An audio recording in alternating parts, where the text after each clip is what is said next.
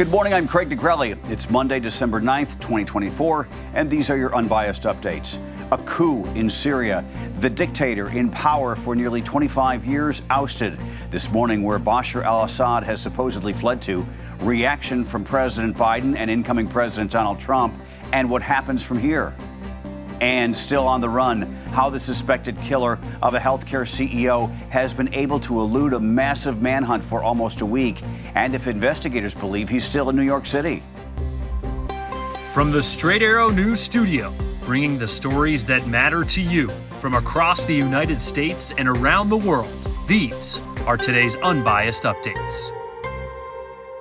This morning, Syria is waking up to a new era. After more than a decade of civil war in the country, President Bashar al-Assad is out, with rebel groups overtaking the capital on Sunday in a palace coup.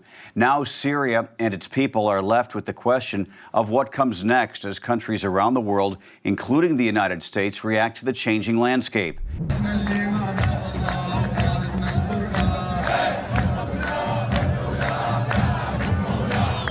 Jubilation in the streets of Syria as word spread that Assad had fled the country. State media reporting the president and his family landed in Russia Sunday, and Assad has been granted political asylum in Moscow. The toppled leader had been in power since 2000. His family had ruled for 5 decades. Assad was forced to vacate after rebel forces quickly captured city after city, leading them to take control of Damascus.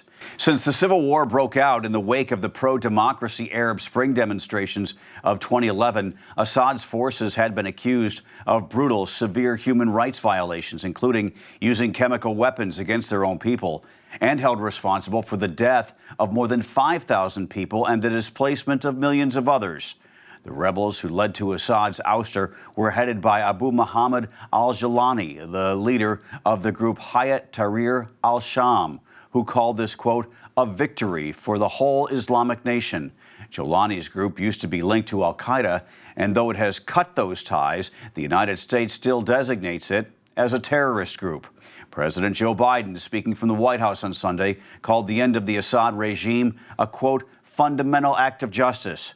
Biden saying the U.S. will support Syria's neighbors of Jordan, Lebanon, Iraq, and Syria should any threat arise from this period of transition. Biden referred to this as a time of risk and uncertainty.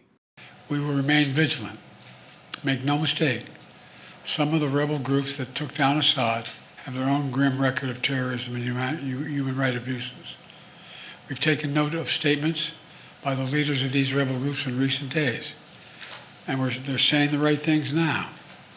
But as they take on greater responsibility, we will assess not just their words, but their actions. Biden said Assad's downfall came in part due to his allies, Iran, Russia, and Hezbollah, being weaker today than when he began his term.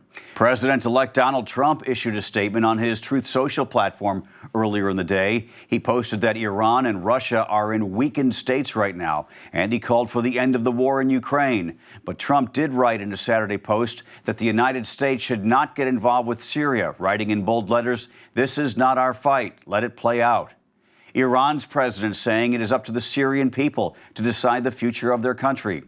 Amid the time of transition in Syria, the U.S. showed it will continue its efforts against ISIS in the region. U.S. Central Command said it launched a series of airstrikes Sunday targeting ISIS camps and leaders in central Syria, confirming 75 targets had been hit. United States officials said it will not allow ISIS to take advantage of the current situation in Syria. In his first network TV interview since winning the election, President-elect Donald Trump touched on some of his biggest campaign promises and his plans to start following through with them immediately when he takes office in January. I understand that on day one, you're going to be signing a flurry of executive orders. Can you give me just what are the top ones people should know about? A lot of it will have to do with economics. A lot's going to have to do with energy. A lot's going to do with having to do with the border. We're going to immediately strengthen up the border and do a real job. And some of the basics. In an interview on NBC's Meet the Press Sunday, Trump also doubled down on his promise to pardon Americans jailed for their role in the Capitol riot on January 6, 2021, saying they had no other choice than to plead guilty. Department of Justice records show more than 1,500 people have been arrested or charged in connection with the January 6th attack, and nearly 900 have pleaded guilty. While Donald Trump said he will not tell his nominees for FBI Director and Attorney General to go after his political rivals, he did share his opinion on what should happen to lawmakers who are on the House Select Committee to investigate January 6th. And Cheney was behind it, and so was Benny Thompson and everybody on that committee. For what they did, honestly, they should go to jail. So you think Liz Cheney should go to jail? For what they did. Everyone on the committee, you think? I think everybody anybody that voted in favor. Are you going to direct your FBI director and your attorney general to send them to jail? No, not at all. I think that they'll have to look at that, but I'm not going to. I'm going to focus on drill, baby, drill. After that interview, Liz Cheney issued a statement saying, quote, Donald Trump's suggestion that members of Congress who later investigated his illegal and unconstitutional actions should be jailed is a continuation of his assault on the rule of law and the foundations of our republic. Trump did reiterate multiple times during his interview he has no plans to go after his political rivals. But as we've reported here at Straight Arrow News, President Joe Biden is considering preemptive pardons for Liz Cheney and others who were part of the House January 6th investigation, as well as Dr. Anthony Fauci and Special Counsel Jack Smith. As the manhunt for the killer of United Healthcare CEO Brian Thompson enters a new week, the New York City Police Department released new images. NYPD calling the man seen in the images a person of interest, wanted for questioning for the deadly shooting outside the Hilton Hotel last Wednesday. One image shows the masked person in the back of a taxi. Another shows him walking on the sidewalk outside a vehicle. Police are hoping these pictures, along with others released last week, will help lead to the gunman. Over the weekend, authorities reportedly traveled to Atlanta and have been searching a lake near Central Park in New York as they continue their investigation. On Friday night, reports indicate investigators found a backpack believed to belong to the shooter.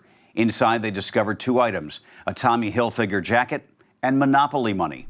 Music mogul Jay-Z, whose real name is Sean Carter, has been accused of raping a 13-year-old girl alongside Sean Diddy Combs. In a civil suit filed Sunday, the anonymous accuser claims the assault happened in 2000 at an MTV Video Music Awards after-party. The federal lawsuit was originally filed in October, only listing Combs as a defendant, but it was refiled yesterday to include Carter. Jay-Z, who is married to Beyonce, denied the accusation and said in a statement directed at the attorney who filed the suit, quote, "These allegations are so heinous in nature that I implore you to file a criminal complaint, not a civil one." Combs' lawyer also responded, calling the suit a shameless publicity stunt.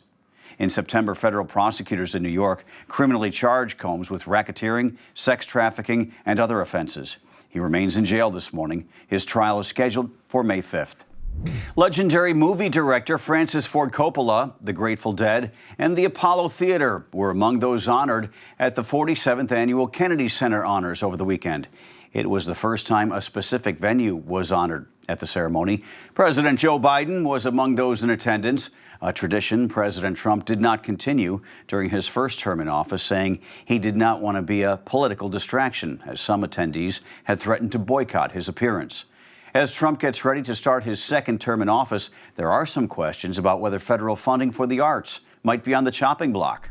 Finally this morning, baseball is not set to return for another few months, but the best play of the offseason likely just occurred. Reports indicate the New York Mets have signed superstar Juan Soto to a 15-year, $765 million contract, making it the largest deal in professional sports history. Wow. They are luring him away from the Yankees. Sources telling ESPN the deal includes no deferred money and an opt-out option after 5 years. But should Soto decide not to opt out, his pay will go up an extra $4 million a year for the remainder of the deal, meaning in the end, this could be an $800 million plus contract. This also reportedly includes a $75 million signing bonus. The star outfielder's deal surpasses the record set last year by Shohei Ohtani and his 10-year, $700 million contract. Wow. I guess if you're a Yankees fan, look on the bright side. At least you didn't sign with the Red Sox, right? Those are your unbiased updates for this Monday. We'll see you back here tomorrow. For all of us at Straight Arrow News, I'm Craig DeGrelli. Have a great day.